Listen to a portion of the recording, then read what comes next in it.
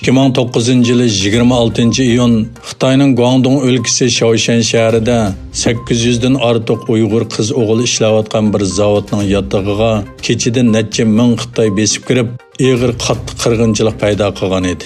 Bu voqeada nurg'un begunoh Uyg'ur o'g'il qiz o'ldirilgan va ig'ir yaralandirilgan bo'lsa-mu, Xitoy doiralari bu vahshiylarcha qirg'inchilikning butun kecha davomlashishiga ko'z yumib turgan.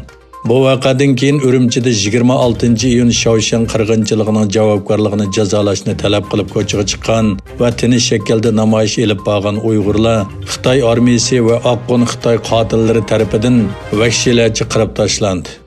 Biz bu qarindoshlarimizning qonliq qisosini unutmadik.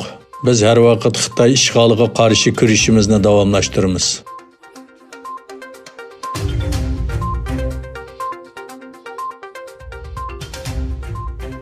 Xitoyning Sharqi Turkistonda Uyg'ur va boshqa musulmonlarga qilayotgan zulmi yana bir qitim Birlashgan Davlatlar Tashkiloti kun tartibiga elib kelindi.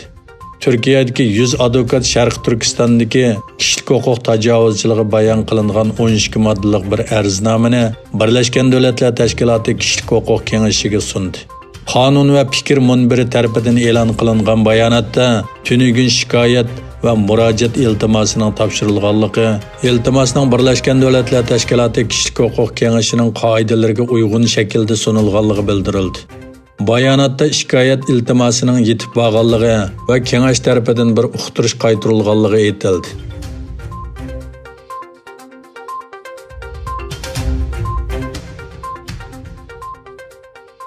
Ankara Universitetida magistrlik o'qigan Uyg'ur Akram Muhammad Xitoy yig'ilish lagerida qiyin qistoqda hayotidan ayrildi.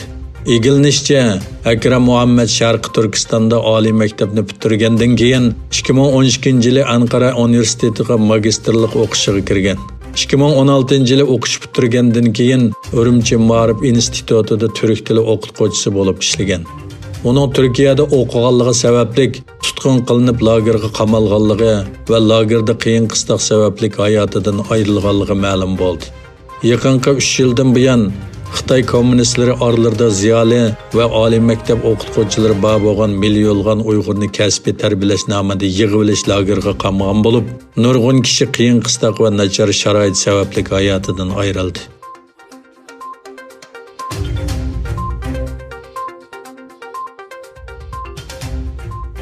Amerika Tashqi ishlar ministri Mike Pompeo Hong Kongda erkinlikka daxl ta'riz qilishga mas'ul deb qaralgan Xitoy Kompartiyasining amaldorlariga viza cheklamasi yo'lga qo'yilganligini e'lon qildi.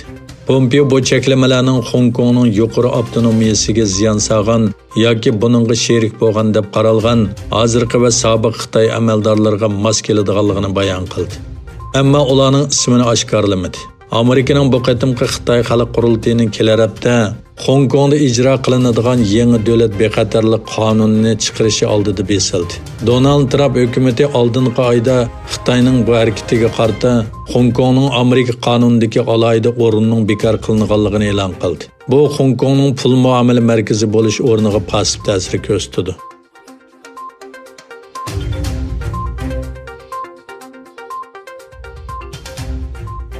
Birlashgan Davlatlar Tashkiloti kishilik huquq Falastin alohida dokolatchisi Michael Lenk Yevropa ittifoqining barliq ta'sir kuchini ishiltib, Isroilning ishg'oliyat ostidagi Iordan daryosining g'arbiy qirg'og'idagi Yahuda o'ltiraq nuqtalari va Iordaniya vodisini qo'shib olishning oldini olishga chaqirdi. Lenk ittifoqning Isroilga qaratgan iqtisodiy eg'irligi, diplomatik tajribasi va yordami savdo va mablag' silish peshonidan foydalanib qo'shib olishning oldini olish kerakligini ta'kidladi. U 7-oyning 1-kunidan keyin planlangan qo'shib olish Isroilning Falastin va Arab zaminiga bo'lgan egilik huquqini qonunsiz kengaytirishning davomi. Ammo hozir qo'shib olish xalqaro jamiyat xalqaro qonunlarga og'ir darajada xiloflik qilishga ilgirkilarga qaraganda teximiz sezgur bo'lgan bir payt yuz beryotdi dedi.